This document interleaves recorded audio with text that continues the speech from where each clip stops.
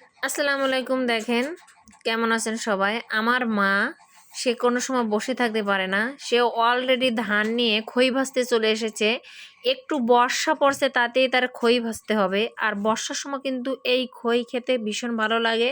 আর আমার মা আসা দেখেন মাটির কোনো পাতিলে কিন্তু সে খই ভাজতেছে না। আপনার গাবলা আছে না চিলবারের, সেই চিলবারের গাবলা আর কি নষ্ট হয়ে গেছে, যার জন্য অর্ধেক কেটে রাখছে। সেই গাবলার ভিতর বালি দিয়ে সে ভাজা শুরু করছে। আমার মা এরকমই করে। তারপরে আমরা এগুলো ভাজার পরে আমরা রান্না করতে চলে আসলাম আজকে বিকেলবেলা।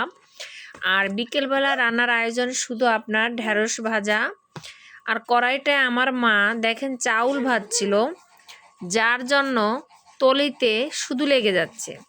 তারপর দেখেন আমরা ডিম ভাজতে চলে আসলাম। আর আমরা আজকে জনগণ হচ্ছি 12 জন মানুষ, আর 12টা ডিম পোস্ট করতেছি আমরা।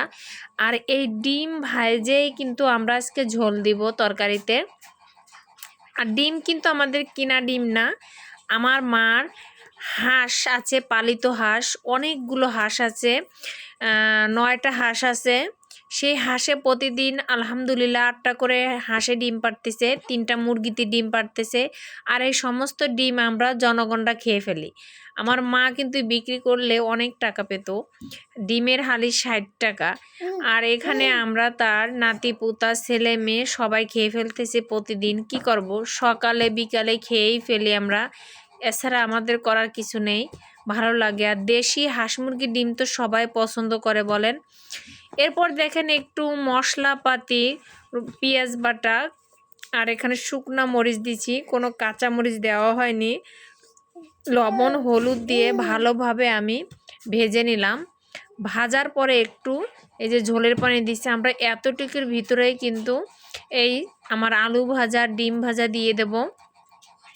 কি বলবো, গ্রামে এসে খুবই ভালো লাগতেছে। আর লাকড়ির রান্না খুবই ভালো লাগতেছে। হয়তো এই রান্নাটা খাওয়া বেশি দিন হবে না আমার আবার সেই শহরের সাগরে পাড়ি দিতে হবে।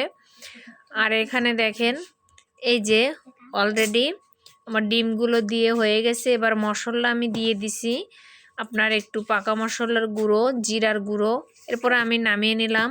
এই যে ফাইনালি আমার রান্নাটা কমপ্লিট। তবে আমার রান্নাটা কেমন হয়েছে অবশ্যই কমেন্টে জানাবেন। আর আজকে ব্যস্ততার ব্লগ এটাই।